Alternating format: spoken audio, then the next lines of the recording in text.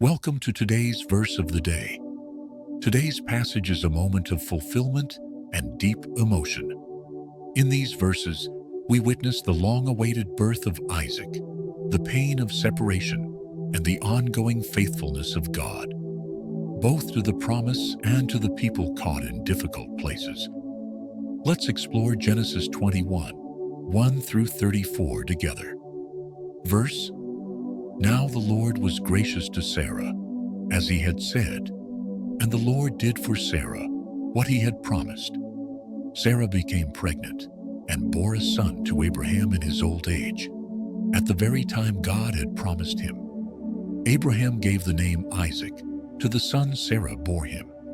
Sarah said, "God has brought me laughter, and everyone who hears about this will laugh with me." The child grew and was weaned, and on the day of the celebration, Sarah saw that Hagar's son was mocking Isaac. She said to Abraham, "Get rid of that slave woman and her son, for that slave woman's son shall never share in the inheritance with my son Isaac." The matter distressed Abraham greatly because it concerned his son. But God said, "Do not be distressed. I will make the son of the slave into a nation also, because he is your offspring." So early the next morning, Abraham sent Hagar and Ishmael away. In the wilderness, when the water ran out, Hagar sat at a distance and wept. But God heard the boy crying. An angel of God called to Hagar and said, "Do not be afraid. I will make him into a great nation." God opened her eyes, and she saw a well of water. Later, Abraham made a treaty with Abimelech at Beersheba, where he planted a tamarisk tree and called on the name of the Lord, the eternal God. The promise was fulfilled, just as God had said. Isaac was born, and with him came laughter, joy, and proof that nothing is too hard for the Lord. Yet alongside that joy came tension. The separation of Hagar and Ishmael was painful, but even then, God's mercy remained.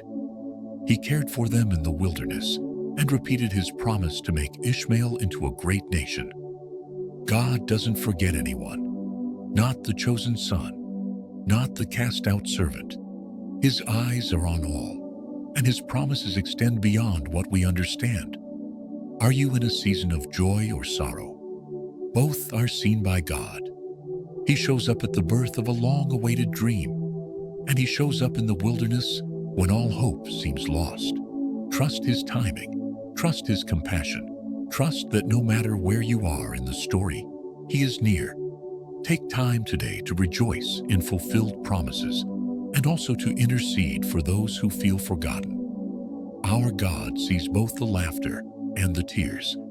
Thank you for joining me today.